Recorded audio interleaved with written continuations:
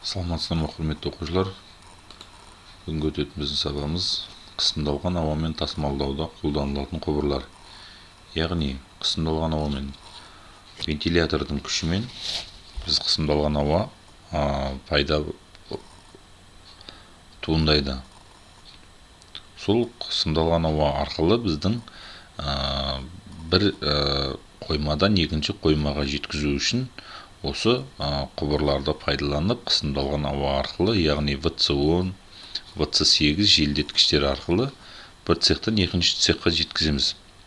Мақта шикізатын дайындау, оны сақтау үздіксіз технологиялық процестер. Мақта шикізаты мен дайындау өнімдері цехтар ішінде және зауыт территориясынан тасымалдау үшін арнайы жабдықталған. Көліктер мен құрал-саймандар ауыр жұмыстарды жеңілдетеді. Яғни біздің жұмыстарды кешенді механикалану өте қиын жұмыс болып есептеледі. Жұмыстарды механикаландыру амалдары екі топқа бөлінеді. Дайындау, негізгі және қосалқы цехтарға мақта шикізатын өңдеуге шитті мақтанды талшықты, шитті, линтті екінші технологиялық процестерді жеткізіп беруге қолданылып, технологиялық процестердің үздіксіздігін қамтамасыз етіп, тасымалдау жабдықтарын бірнеше топқа кіреді.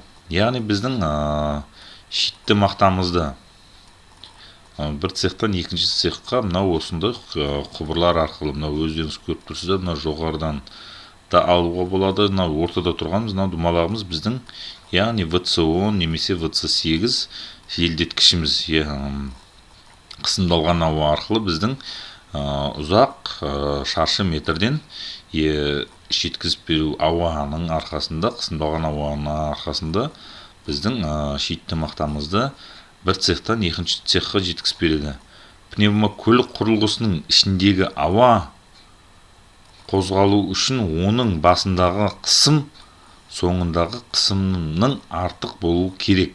Яғни біздің басындағы қысымнан соңындағы ауа өте қысымы жоғары болуы керек деп жатыр. Ауа қысымының айырмасын шығару тәсілдері арқылы пневмокөлік құрылғылары, яғни мына бірінші суретті көрсетіп тұр деп отыр сіздерге. Бірінші соратын, үрлейтін, Б вариантымыз үрлейтін варианты, үрлеп соратын вариантына үшінші вариант. Өздеріңіз көріп тұрсыздар мына.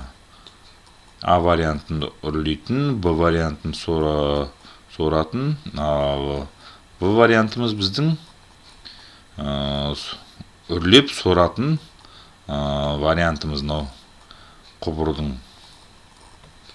Яғни бұл біздің көріп тұрсыздар мына РБХ машинамыз біздің бунтты, яғни мияланып тұрған мақтамыз жиналып тұрған бунттағы мақтаны босатып береді.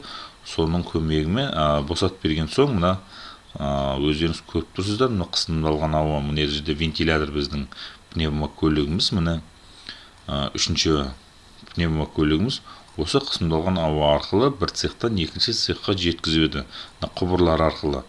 Одан циклонға келеді, өздеріңіз білесіздер, циклонна біздің, яғни шаң-тозаңды кішігірім сорып, мақта, мехнат деген агрегатқа жеткізеді. Ол жерден біздің мақтамыздың ластарын, лас қоқыстарын тазалап, екінші ОХК агрегатына, яғни қосы құбырлар арқылы, яғни қысымдалған ауа арқылы тағы да жеткізіп береді. Назарларыңызға рахмет. Сау сәлеметте болыңыздар.